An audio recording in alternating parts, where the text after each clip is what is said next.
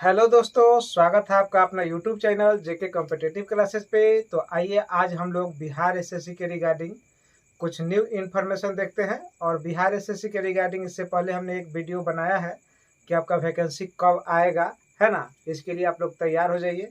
और आपको बताए थे कि सितंबर लास्ट वीक तक आपका वैकेंसी निश्चित रूप से आ जाएगा और उसके लिए तैयारी आप अभी से शुरू कर दीजिए। चूँकि वैकेंसी आने पर तैयारी कीजिएगा तो बहुत संभावना है कि आपका सिलेक्शन नहीं होगा, इसलिए अब आप तैयारी अभी से कीजिए, है ना। तो आइए इसके रिगार्डिंग कुछ और इन्फॉर्मेशन आपको दे दें। कुछ बच्चों ने आपका कमेंट किया था कि सर इसके विषय में थोड़ा सा डीपली बता दीजिए कि कैसे क्या होता है, कितना एज रहता है फॉर्म भरने का और लास्ट कितना तक रहता है ना। और क्या क्या इसमें डॉक्यूमेंट लगेगा और इसका एजुकेशन क्वालिफिकेशन तो आपको पता है कि इंटर स्तरीय है, तो आपको इंटर कम से कम तो चाहिए पास आउट, है ना। तो ये सब इन्फॉर्मेशन आज हम लोग देखेंगे। सिलेबस क्या होगा, किस बुक से तैयारी करें, कौन सा बुक इसके लिए ज़्यादा ऑथेंटिक होगा, किस बुक से ज़्यादा आपको लाभप्रद होगा। तो इस तरह का इन्फॉर्मेशन आइए आज हम लोग देखते हैं, है ना। तो देखिए हम लिख दिए हैं BSSC 10+2 इंटर स्तरीय होता है। 10+2 का मतलब इंटर स्तरीय, है ना। तो देखिए इसका फॉर्म जो है आपका, इसका फॉर्म आपका सितंबर 2023, है ना। लास्ट वीक, है ना। मतलब लास्ट वीक में आ जाएगा, समझ गए ना, लास्ट वीक में आ जाएगा, है ना। और लगभग 1 माह तक आवेदन करने का समय होता है। आवेदन करने का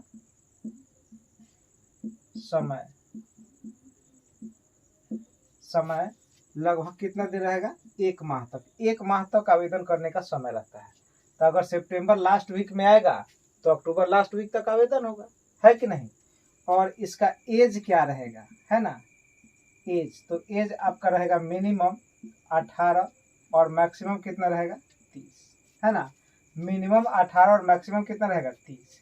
और इसी में ये किसके लिए है, यूआर के लिए, जनरल के लिए, है ना। और प्लस 3 साल ओबीसी के लिए, प्लस 3 साल और प्लस 5 साल आपका एससी और एसटी के लिए रहता है ना। और आपका पीडब्ल्यूडी जो विकलांग है उनके लिए प्लस 10 साल रहता है। जो विकलांग है, दृष्टिबाधित है, यानी विकलांग है, उनका सर्टिफिकेट विकलांग का आपको मिला हुआ है। और विकलांग में भी कितना परसेंट, मिनिमम 40% रहता है तभी वो मान्य होता है। विकलांग का सर्टिफिकेट में आपको 40% मिलना चाहिए तो आपका मान्य होगा। तो ये आपका जो है क्या होता है 10 ईयर तक रहेगा, है ना। 10 साल तक उनको छूट रहता है उम्र में। यानी 30 जोड़ ले तो ओबीसी 33 तक भर सकते हैं, एससी एसटी 35 तक भर सकते हैं, और जो कैटेगरी में विकलांग वगैरह कोटा में आते हैं वो कितना 40 तक भर सकते हैं। तो ऐसा ये प्रावधान है ना। इस तरह का प्रावधान रहता है।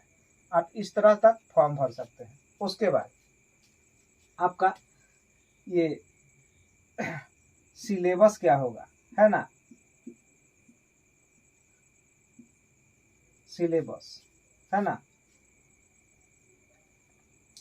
तो सिलेबस में आपका जानते हैं कि 150 क्वेश्चन रहता है। 150 क्वेश्चन में आपका 25 क्वेश्चन मैथ का रहेगा, 25 क्वेश्चन आपका साइंस का रहेगा, 50 क्वेश्चन आपका रीजनिंग का रहेगा, और 50 क्वेश्चन में आपका जीके रहेगा और जीएस रहेगा, है ना।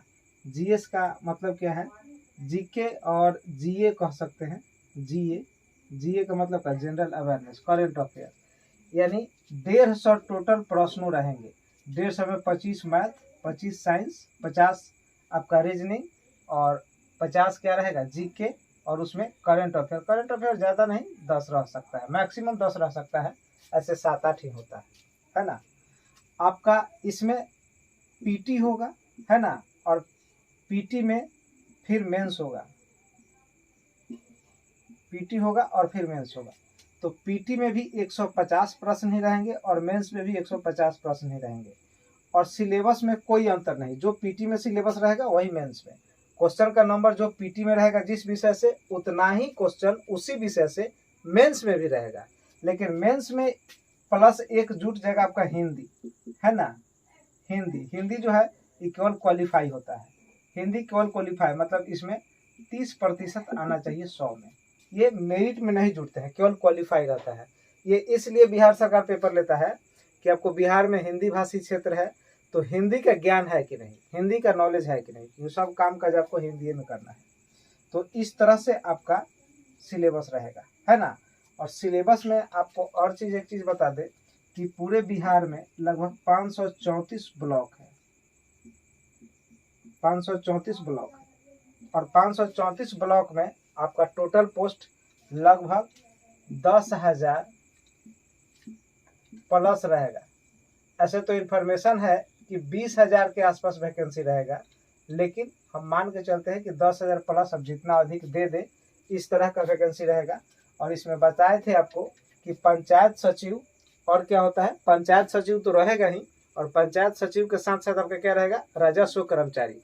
और राजस्व कर्मचारी का जो है वो अच्छा पोस्ट माना जाता है।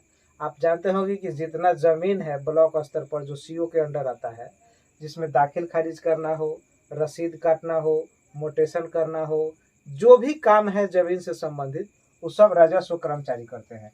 तो देखिए दोस्तों, आपका यही पीटी का सिलेबस है और यही मेंस का सिलेबस, सब सेम यही रहता है। लेकिन पीटी में आपका रिजल्ट लगभग 100 पे हो जाएगा, 100 क्वेश्चन जिसका सही हो जाएगा उसका पीटी आराम से हो जाएगा, कोई दिक्कत नहीं होगा। लेकिन मेंस के लिए आपको 110 या 115 क्वेश्चन सही करना पड़ेगा, तब जाके आपका मेंस क्वालिफाई हो जाएगा। हालांकि इस बार जो ज्वाइनिंग हुआ है वो तो बहुत कम पर ही हो गया है, लेकिन इस बार का यही कट ऑफ 110 से 115 रहेगा, है ना। और 100 के आसपास आपका पीटी हो जाएगा, 100 के आसपास आपका पीटी हो जाएगा। अब इसमें देखना क्या है कि इसमें सिलेबस क्या है। तो सिलेबस में आपको पता है कि मैथ है, रीजनिंग है ना, साइंस है और क्या है, जीके है। तो आप जीके के लिए आप एसपीडी बुक, है ना, और लूसेंट दोनों को पढ़ें, है ना, दोनों को पढ़ें। और साइंस के लिए आप 9th प्लस 10th का एनसीईआरटी बुक पढ़ें। एनसीईआरटी बुक, अगर 9th 10th का एनसीईआरटी आपका क्लियर है तो आपसे एक भी क्वेश्चन साइंस का नहीं छूटेगा। लेकिन एनसीईआरटी पढ़ना है 9 और 10 दोनों का, 9th का भी और 10th का भी एनसीईआरटी बुक पढ़िएगा तो आपका पूरा साइंस क्लियर हो जाएगा, है ना। अब रह गया बात किसका, रीजनिंग के लिए, है ना। रीजनिंग के लिए तो आप क्या कीजिए कि रीजनिंग के लिए कोई प्रैक्टिस बुक उठा लीजिए, कोई भी प्रैक्टिस बुक उठा लीजिए और उससे बनाइए।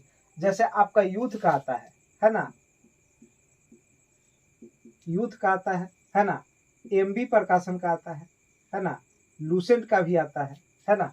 तो किसी भी प्रकाशन का आप रीजनिंग का बुक खरीद लीजिए। और रीजनिंग में क्या है कि पहले आप चैप्टर वाइज बनाइए, चैप्टर वाइज रीजनिंग बनाइए। जैसे blood relation, calendar, clock, syllogism, कथन पूर्व धारणा, कथन निष्कर्ष, इसको पहले चैप्टर वाइज समझने का प्रयास कीजिए। डायरेक्ट हम लोग सेट प्रैक्टिस पे चल जाते हैं तो उसमें क्या होता है कि कुछ क्वेश्चन सही हो जाता है, कुछ गलत हो जाता है, कॉन्सेप्ट क्लियर नहीं रहने के कारण ऐसा जो है प्रॉब्लम आते रहता है। तो आप लोग क्या कीजिए कि पहले चैप्टर वाइज इसे बना लीजिए, और चैप्टर वाइज जब बना लीजिएगा तो आपको एक लेवल ठीक हो जाएगा, एक समझ हो जाएगा रीजनिंग का, तब प्रैक्टिस में निकलेंगे तो और अच्छा आपका निखार होते चल जाएगा। और उसी तरह से हम कहेंगे कि आप मैथ का भी, उसी तरह से आप मैथ का, है ना, मैथ का जो आपका मैथ में आप कह सकते हैं कि एसएससी के लिए जो मैथ आता है वो आप देख लीजिए, और नहीं तो आप लूसेंट का क्या बोलते हैं रीजनिंग देख सकते हैं, लूसेंट का भी। लेकिन लूसेंट का मैथ भी आता है लेकिन उतना करने की ज़रूरत नहीं है। आपका मैथ जो है कोई भी प्रैक्टिस सेट उठा लीजिए या कोई बेसिक बुक ले लीजिए, कोई बेसिक बुक। जैसे मार्केट में आर एस अग्रवाल है, सागिर अहमद है ना, SD यादव है, बहुत सारा बुक है, कोई भी एक बुक उठा लीजिए और चैप्टर वाइज पहले उसको पढ़ लीजिए एक बार, और तब उसको प्रैक्टिस सेट में जाइए। तो इससे क्या होगा कि आपका एक बेसिक लेवल का समझ बन जाएगा। अगर कहीं एक बार पढ़े हैं किसी टीचर से, अगर मैथ आप कहीं भी एक बार पढ़े हैं तो दोबारा पढ़ने की जरूरत नहीं है, सीधा चैप्टर को एक बार रिवीजन कर लीजिए और प्रैक्टिस सेट पर जुड़ जाइए। और इसमें सफलता पाने का सबसे मुख्य जो आपका हथियार है वो क्या है? Set practice.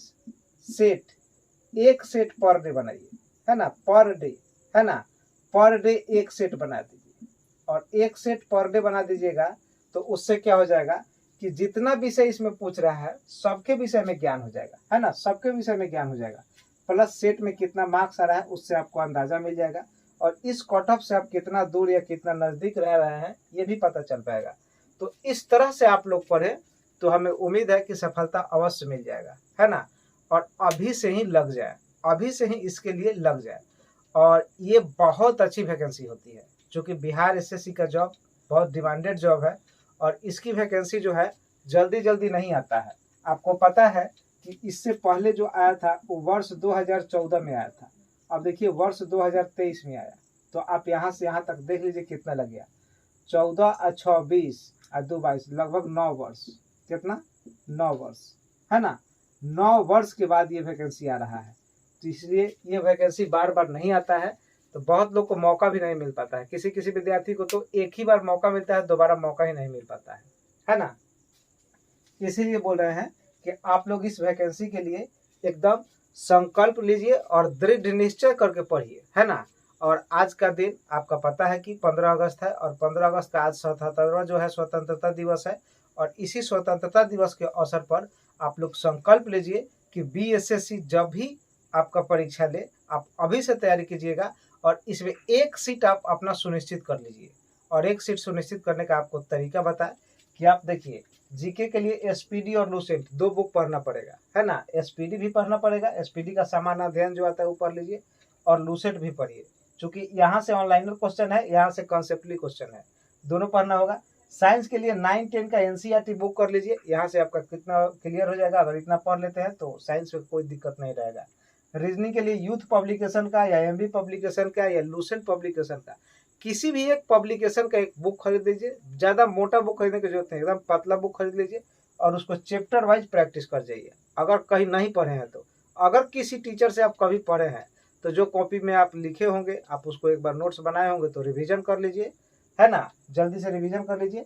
और मैथ के लिए आप एसएससी वाला जो आता है मैथ वो बना लीजिए, या आर.एस. अग्रवाल बना लीजिए, सागिर अहमद बना लीजिए, एस.डी. यादव बना लीजिए। कोई भी एक बुक उठा के आप चैप्टर वाइज पढ़ लीजिए, क्योंकि यहाँ केवल मैथ में आपको अर्थमेटिक ही पढ़ना है, क्योंकि एडवांस मैथ यहाँ से नहीं पूछता है। इसीलिए आपको trigo, geometry, mensuration, algebra, coordinate geometry ये सब पढ़ने की जरूरत नहीं, ये सब नहीं आता है।